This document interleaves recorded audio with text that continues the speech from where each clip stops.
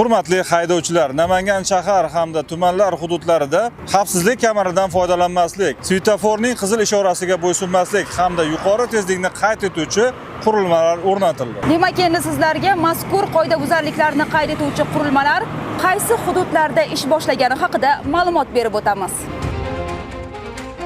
Xavfsizlik kamaridan foydalanmaslik, svetoforning qizil ishorasiga bo'ysunmaslik va yuqori tezlikni qayd etuvchi qurilma Davlatobod tumani D105 avtomobil yo'lining 76-kilometri hamda Fayzobod ko'chalari kesishmasidagi, xalq tilida aytganda, ko'mir baza chorrahasida. Svetoforning qizil ishorasiga bo'ysunmaslik va yuqori tezlikni qayd etuvchi qurilma Davlatobod tumani D105 aylanma yo'lining 77-kilometri, xalq tilida Aroq zavod chorrahasida.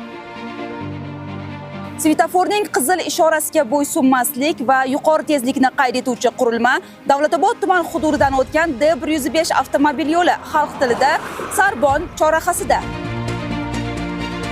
Svetoforning qizil ishorasiga bo'ysunmaslik va yuqori tezlikni qayd etuvchi qurilma D105 avtomobil yo'lida, xalq tilida Qo'qon qishlog'i chorrahasida. Xavfsizlik kamaridan foydalanmaslik, svetoforning taqiqlovchi ishorasiga bo'ysunmaslik va yuqori tezlikni qayd etuvchi yana bir qurilma D105 avtomobil yo'lining 71-kilometri, ya'ni Yangi Namangan shaharchasi chorrahasida ham faol holatda ishlamoqda. Shuningdek, Chust, To'raqo'rg'on hamda Kosonsoy avtomobil yo'llariga o'rnatilgan xuddi shu kabi qurilmalar ham faol ishlayotganligini ma'lum qilamiz.